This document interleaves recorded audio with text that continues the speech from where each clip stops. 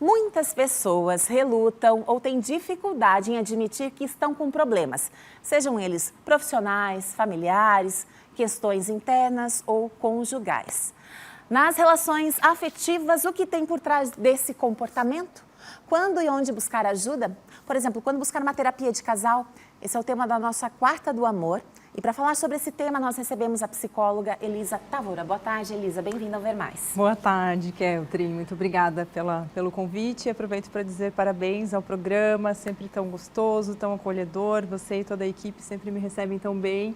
Sempre muito gostoso estar aqui e também ver o programa. É uma alegria também ouvir e saber, né, que você fica à vontade para trazer temas de uma forma também que você vivencia no consultório e que, de repente, pode ajudar outras pessoas, né, que ainda não buscaram, de repente, terapia ou não enxergam uma solução. Nesse caso da terapia de casal, quando a gente fala em terapia de casal, parece algo muito distante até, né, de filmes, de artistas. Então, esse é um tema que a gente vai debater, mas para a gente já ter uma ideia até do porquê desse tema, quero convidar você e aqui nos acompanha, a acompanhar uma pequena reportagem falando sobre o divórcio da Sabrina Sato e também do Duda Nagli. Eles acabaram de anunciar a separação e eles buscaram terapia de casal antes. Vamos só dar uma olhada.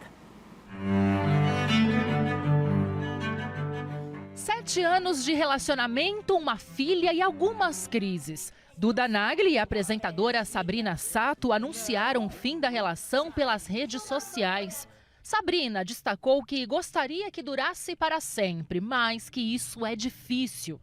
Já Duda Nagli disse que Sabrina e ele têm valores, prioridades e objetivos familiares diferentes, como casal e família. E foi exatamente essa declaração de Duda que chamou a atenção dos fãs nas redes sociais. Para os seguidores, o ator teria atacado de maneira sutil a apresentadora Sabrina Sato, que teve uma postura bem diferente. O post de Duda Nagli ficou lotado de manifestações revoltadas. Em um dos comentários, a fã fala: "Foi infeliz neste texto, ela foi tão respeitosa e leve no texto dela." Esta outra diz: "Parece que quem precisa de terapia é ele, com um texto estranho desses. Ela foi bem cautelar e ainda o protegeu. Realmente ela merece um homem de verdade ao lado dela." Recentemente, Sabrina expôs que os dois são completamente diferentes e, por isso, a relação estaria abalada. Sato gosta de festas e estar rodeada de pessoas, já Duda prefere ficar na dele. Mesmo com as diferenças, a relação gerou Zoe, de 4 anos. Agora, com a separação pedida por Duda, a guarda deve ser compartilhada, ficando 15 dias com um e 15 dias com outro.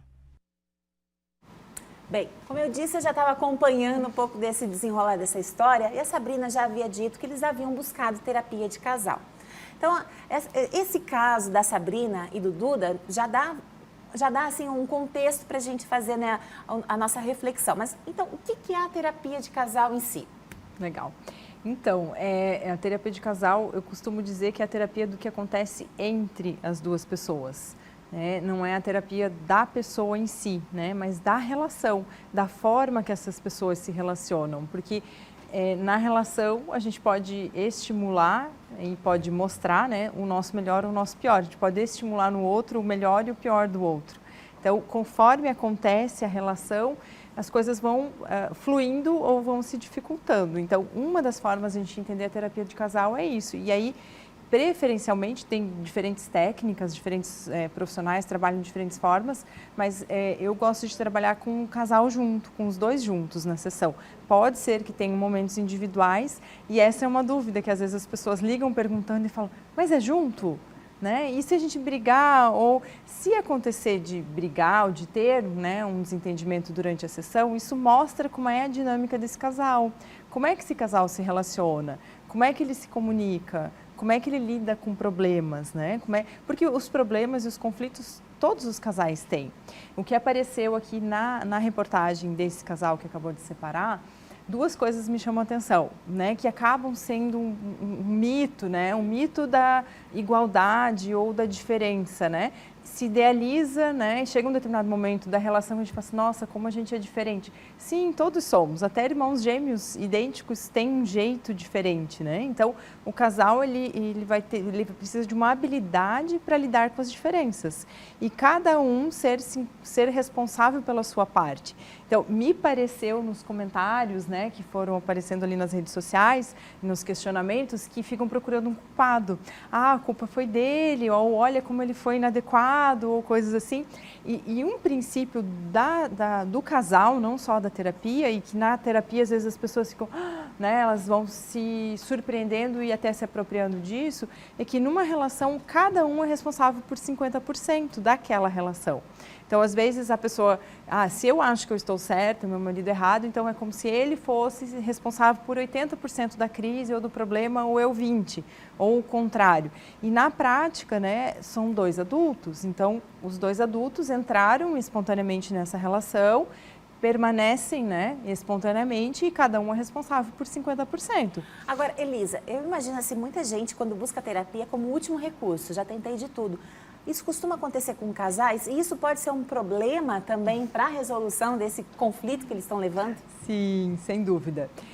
Bom, as pessoas procuram a terapia ou a terapia de casal no momento da angústia, no momento do problema, né? Então, da crise. Então, como você bem colocou no início, culturalmente a gente prefere negar, né? Achar que não tem problema, achar que não tem crise, ou na situação de casal, associar a crise à separação.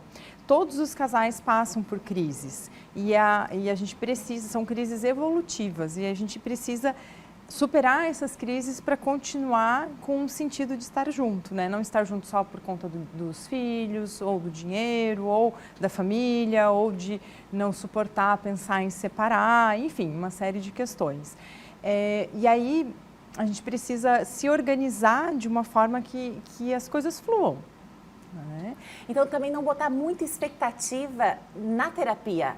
Fiz uma sessão, fiz duas, não funcionou, não está funcionando. Porque um problema também não se cria de uma hora para outra, exatamente. Né? Essa é a pior situação, quando o casal vem para a terapia, quando a relação já está por um fio. Né? Quando um já está muito decidido a separar, aí fala para o outro e o outro fala, então vamos tentar uma terapia, mas um já está decidido. Então, essa é uma situação que dificilmente acontece, mas é mais difícil de retornar. O ideal, né, de buscar a terapia é quando ambos têm um nível de abertura para encontrar, né, para que alguém com um olhar neutro e de fora possa ajudá-los a eles encontrar a solução, porque eu não sei qual é a melhor solução. Eu não sei qual é melhor dentro daquela realidade daquelas pessoas e daquele casal.